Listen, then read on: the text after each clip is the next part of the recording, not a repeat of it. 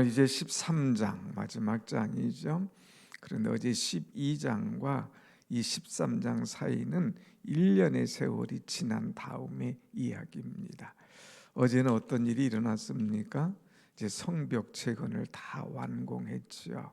다 성벽 재건을 이제 완공하고 난 다음에 이제 그들이 낙성식, 헌당식을 했습니다. 얼마나 은혜로운 헌당식. 그래서 감사 찬송하고 또 심히 즐거워하면서 헌당을 했어요.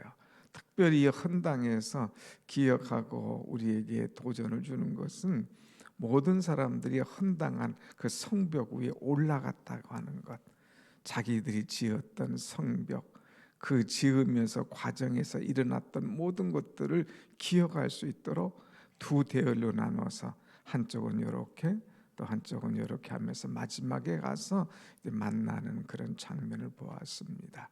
성벽을 지으면서 지나간 세월이 어려움도 있었고 감회도 있었고 감사도 있었고 은혜도 있었기 때문에 그것을 마음껏 찬송하며 하나님께 영광을 돌린 그런 일.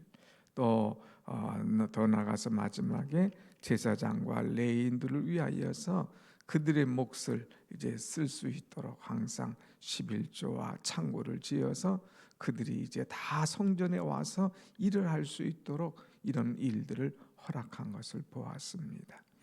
자, 이제 느헤미야가 이제 모든 것을 완공하고 11년이 되었을 때에 이제 자기를 참 총독 삼았던 그 왕에게 다시 돌아갑니다. 바벨론에게 돌아가요. 내가 잠깐 있다 온다고 그랬는데 온지 벌써 성벽은 50일 만에 했지만은 그러나 11년의 세월이 지났어요. 이 11년의 세월이 지나면서 이 예루살렘의 모든 것은 다 완벽하게 또 하나님 앞에 참 아름답게 분명하게 모든 것을 정결하게 은혜의 자리로 세워놨습니다. 그런데 여러분 잠깐 이제 왕에게 갔다가 다시 1년 만에 돌아오죠. 근데 1년 만에 돌아오니까 모든 것이 다시 옛날로 돌아간 거예요. 옛날로 돌아간 거예요. 도루묵이라고 하는 그 생선 알잖아요. 그때는 그렇게 좋았는데 다시 돌아가는 거예요. 맛이 돌아가는 거예요. 여러분 이들의 신앙이 1년 동안 총독의 자리를 비웠는데 옛날로 돌아가는 그런 모습 얼마나 안타까웠는지 모릅니다. 느헤미야가 잠깐 자리를 비웠는데 11년 동안 그렇게 공을 들여서 이제 성벽을 세우고 신앙을 세우고 그들을 다 제자리에 다 옳게 자리를 잡아놨는데 잠깐 1년 자리를 비운 사이에 모든 것이 옛날로 다시 돌아갔다는 거예요.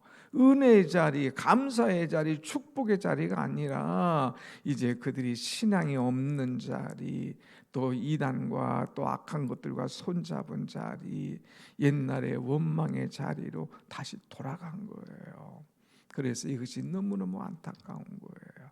여러분, 우리가 오늘 말씀을 보면서 생각할 것은 내가 은혜의 자리로 다시 돌아가는 사람이냐, 아니면 옛날의 못된 습관의 자리로 다시 돌아가는 사람이냐, 나를 좀 봐야 돼요. 사람은 자꾸 꾸준하게 가야 되는데 어느 날 삐딱해져 가지고 옛날로 돌아가는 습관이 자꾸 생겨져요. 혹시라도 나의 신앙이 잘못된 옛날로 돌아가고 있지 않는가? 오늘 우리는 이것을 살펴보면서 이것을 개혁할 수 있는 그런 은혜의 사람이 되어야 된다고 하는 것입니다. 자, 왜 이런 말씀이 나왔느냐? 이제 이 느헤미야가 와서 총독으로 지금 왔어요. 그렇기 때문에 다시 이제 왕에게 돌아갔습니다. 그리고 1년 만에 오니까 엉망이 됐는데 엉망된 것 중에 하나가 한 사람의 문제였어요. 그 사람이 누구냐? 4절의 말씀 보면 4절 한번 같이 봅시다. 4절 시작. 이전에 우리 하나님의 전에 방을 맡은 제사장 엘리야십이 도비야와 연락이 있었으므로 그랬어요. 이 엘리야십이라는 사람을 느헤미야가 1년 자리를 비우는 동안 그에게 모든 전권을 맡겼습니다. 이 엘리야십이라는 사람이 지금 여기서는 엘리야의 십이라 얘기했지만 저 뒤에 가서는 대제사장 엘리야십이 이렇게 표현하는 것을 보게 돼요. 28절에. 그래서 이 엘리야십은 대제사장 엘리야십입니다. 너 내가 없는 동안 하나님의 전을 책임져. 내가 없는 동안 예배를 제대로 하나님 앞에 드려. 내가 없는 동안 이제 이 성전의 제사장과 레위인들 책임을 져. 내가 없어도 성도들의 신앙이 흩어지지 않도록 잘해야 돼. 이렇게 당부를 얼마나 신신당부를 하고 떠나겠어요. 그런데 돌아와 보니까 이것이 완전히 엉망진창이 된 겁니다. 여기 본문에 나와 있지는 않지만 이 엘리야십이 자기의 사명을 잃어버린 사람이 되었어요. 자기의 사명. 그래가지고 이 사람이 나가서 이제 느헤미야를 은근히 비난하기 시작하는 겁니다. 그 사람은 원칙주의자고, 그 사람은 너무나 보수적이고, 그 사람은 막 우리들의 사정을 모르고 하면서 막 다니면서 사람들에게 이 지도자 느헤미야를 비방하는 거예요. 그리고 자기 사람들 모읍니다. 심지어는 그렇게 할 뿐만 아니라 정말로 들여놔서는 안 될 이런 자기를 그렇게 느헤미야를 힘들게 했던 이 도비야를 끌어들이는 거예요. 자, 한번 보세요, 여러분. 도비야와 연락이 있었으므로 그랬어요. 이 도비야는 뭐라고 그랬어요? 이 느헤미야가 와서 성벽 건축할 때 야야 니들이 뭘 이런 거를 하냐? 여호가 올라가도 무너질 것이다. 그리고 이들을 나와 한번 만나자. 막 죽이려고 하고 비난하고 원망했던 이런 사람들 아닙니까? 이런 도비야와 이 엘리야십이 손을 잡았다고 하는 거예요. 적과의 동침. 어떻게든지 머리를 쓰는 거예요. 어떻게든지 내가 유익한 것이 뭔가 하고 손을 잡고 엉뚱한 일을 벌이는 거예요. 심지어는요, 그와 연락이 있었다는 것, 도비야와 연락이 있었다는 것은 교제의 손을 잡은 거예요. 더 나가서 5절 말씀 한번 보세요. 5절. 도비야를 위하여 한 큰 방을 만들었으니, 도비야를 위하여서 방을 만들어서 줬어요. 그런데 그 방이 어떤 방이냐? 제사장들 또 레위인들에게 줄 몫을 줄 이제 11조와 곡간을 거둬들인 그 방을 도비야를 위해서 내어준 거예요. 그래서 그에게 이 방에서 쓰라고 하면서 성전의 한 방을, 성물이 들어있는 방을 그를 위해서 내어준 거예요. 그러니까 거기에 성물이 들어올 수가 없잖아요. 마치 막 독사 같은 것, 짐승 같은 것이 들어와서 탁 웅크리고 이 성전에 앉아 있는 어마어마한 일이 일어나는 것입니다. 5절 끝에 보면 거기에는 이제 11조로 주는 곡물과 새 포도주와 기름과 또 제사장들에게 주는 거제물을 두는 곳이라 그랬어요. 이런 일들이 벌어지는 거예요. 그랬을 때에 이제 이 느헤미야가 돌아와서 그것을 알았습니다. 그래서 7절 말씀 보면 예루살렘에 이르러서야 엘리야십이 도비야를 위하여 하나님의 전들의 방을 만든 악한 일을 안지라. 왕에게 다시 한번 내가 가보겠다고 와서 보니까 이런 일이 벌어났어요. 그래서 8절 한번 같이 봅시다. 8절 다 같이 시작. 내가 심히 근심하여 도비야의 세간을 그 방 밖으로 다 내어 던지고. 뭔 이런 일이 일어나느냐 말이야. 어떻게 이 악한 것들, 이렇게 더러운 것들, 이런 사람들을 다시 들여놨단 말이냐. 그러면서 도비야의 세간, 그 성전 전에다가 들여놓은 그런 모든 것 세간들을 다 방 밖으로 집어 던졌다고 해서 집어 던졌다. 집어 던지고 그를 쫓아내는 거죠. 그리고 9절 보세요. 9절 다 같이 시작. 명령하여 그 방을 정결하게 하고 하나님의 전의 그릇과 소재물과 유황을 다시 그리로 들여 놓았느니라 그랬어요. 정결하게 대청소하는 거죠. 이 악한 것이 여기 들어와서 자리 잡아 꽈리 들고 있어. 그래서 막 다 해가지고 집어 던지는 거예요. 던지는 것뿐만 아니라 정결하게 만들었다고 했어요. 하나님의 전 그릇 소재물 유향 이것을 다 다시 제자리에 갖다 놓게 됩니다. 이런 엄청난 개혁을 하나 하죠. 두 번째는 어떤 일을 하느냐. 10절 내가 또 본즉 그랬어요. 무엇을 받느냐. 레위 사람들이 바득을 목을 주지 아니하였으므로 그 직무를 행하는 레위 사람들과 노래하는 자들이 각각 자기 밭으로 도망하였기로 그랬어요. 이들이 먹을 것이 없어요. 이제 이 도비아를 위해서 방을 만드니까 사람들이 이제 곡물들과 11조 같은 걸 안 가져오잖아요. 그들이 먹고 살기 없으니까 다 다시 제자리로 갔잖아요. 그랬을 때에 그들을 다시 다 불러 모았습니다. 하나님의 성전에서 일하는 자들 다시 제자리에 세웠더니 11절 내가 모든 민장들을 꾸짖어서 하나님의 전을 어찌하여 이렇게 버림받게 하느냐. 그래서 다시 모아 그들을 제자리에 세웠더니 세웠어요. 그러면서 하나님 앞에 인정받는 사람, 충직한 사람들을 다시 세워놓는 것을 보게 됩니다. 그러면서 또 하나 또 보니까 뭐가 문제가 있느냐. 오늘 15절 보니까 이제 안식일을 사람들이 다 어기는 거예요. 안식일에 짐을 싣고 오고 15절에 안식일에 물건을 팔고 안식일에 또 이것을 가져가다가 뭐 자손들에게 팔고 하면서 안식일을 범하는 거예요. 그래서 17절 다 같이 봅시다. 17절 시작. 내가 유다의 모든 귀인들을 꾸짖어 그들에게 이르기를 너희가 어찌 이 악을 행하여 안식일을 범하느냐. 너희가 이 어찌 이런 안식일을 범하는 이런 악한 일을 하느냐 하면서 그들을 꾸짖는 그런 모습을 보게 됩니다. 이 안식일을 범하는 모습.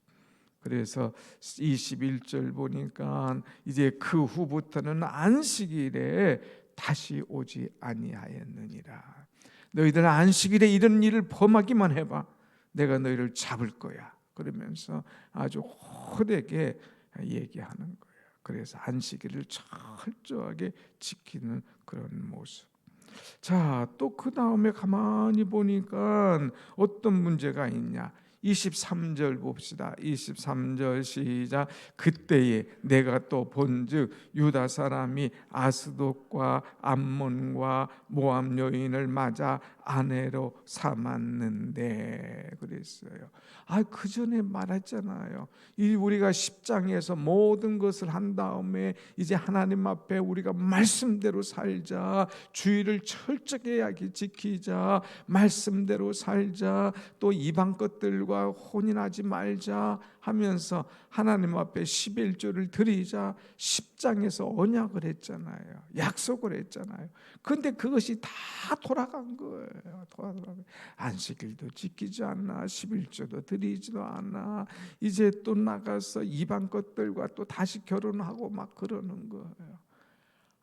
이 느헤미야가 속이 상하잖아요. 뒤집어지잖아요. 어떻게 1년 만에 또 이런 일이 일어날 수가 있느냐 이거예요. 그래서 25절에 보면 25절 얼마나 심하게 했는가. 25절 다 같이 시작. 내가 그들을 책망하고 저주하며 그들 중 몇 사람을 때리고 그들의 머리털을 뽑고 이르되 너희는 너희의 딸들을 그들의 아들들에게 주지 말고 너희 아들들이나 너희를 위하여 그들의 딸을 데려오지 아니겠다고 하나님을 가리켜 맹세하라 하고 그랬어요. 얼마나 심각했는지 그들을 막 책망, 저주, 몇 사람을 막 때렸다고 그랬어요. 또 그들의 머리털을 뽑았다고 그랬어요. 너희들이 어찌 이런 악한 일을 행하느냐고. 그런데요, 왜 이런 일을 행했느냐? 지도자가 문제가 있었어요. 여러분 28절 보세요. 28절 대제사장 엘리야십의 손자 요야다의 아들 하나가 호론 사람 산발랏의 사위가 되었으므로 내가 쫓아내어 나를 떠나게 하였느니라. 대제사장 엘리야십의 손자 중에 하나가 이런 일을 하는 거예요. 누구와 결혼? 산발랏의 이제 사위가 된 거예요. 산발랏. 도비야도 그렇게 약을 올린 사람 아닙니까?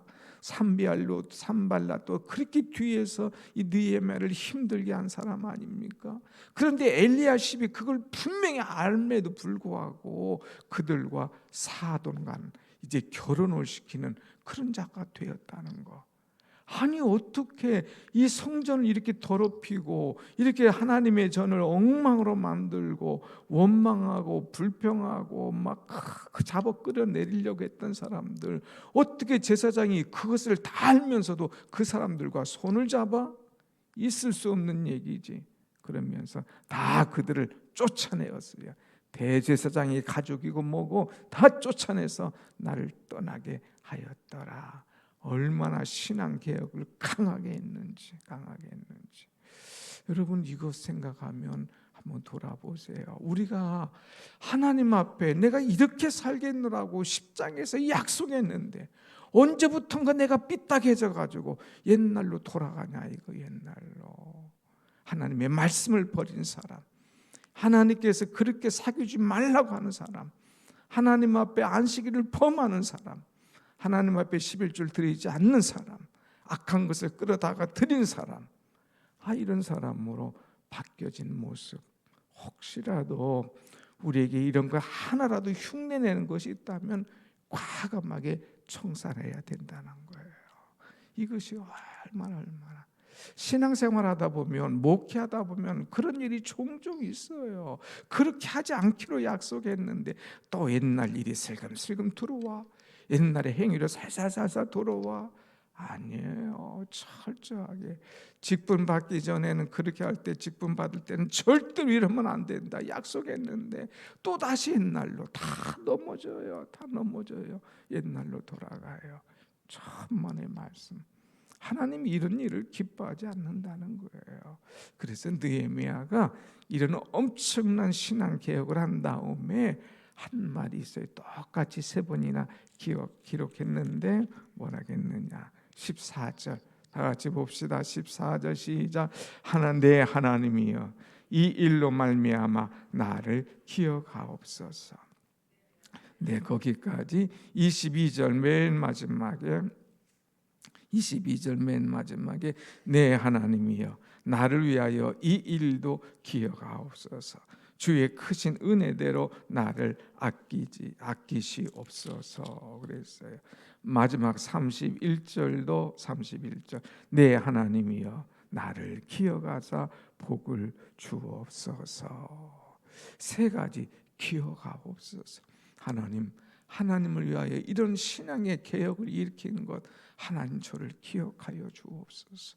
그리고 하나님 내게 복을 주시옵소서 하면서 느헤미야의 신앙의 고백을 드리는 것을 보게 됩니다.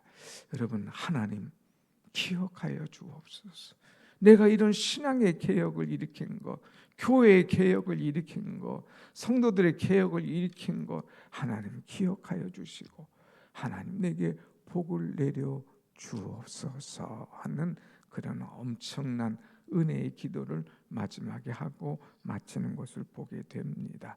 한번 같이 합시다. 내 하나님이여 나를 기억하사 복을 주옵소서.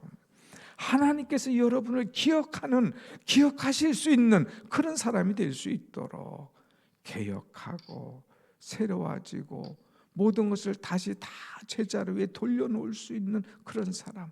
하나님이여 나를 기억하사 내게 복을 주옵소서. 이렇게 좀 자신 있게 이야기할 수 있는 사람. 뭐 얘기하려면 부끄러운 거예요. 기억해달라고 할 만한 것이 하나도 없는 거예요.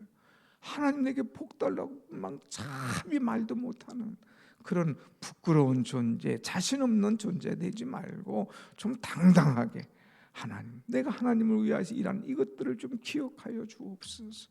하나님 내게 복을 주옵소서.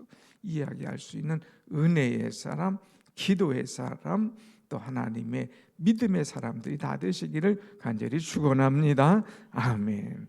느헤미야 13장까지 은혜롭게 또 한 20일 동안 은혜 가운데 마쳤어요. 귀한 말씀 주신 하나님께 감사의 박수 올려드립니다. 감사합니다. 감사합니다. 기도하겠습니다.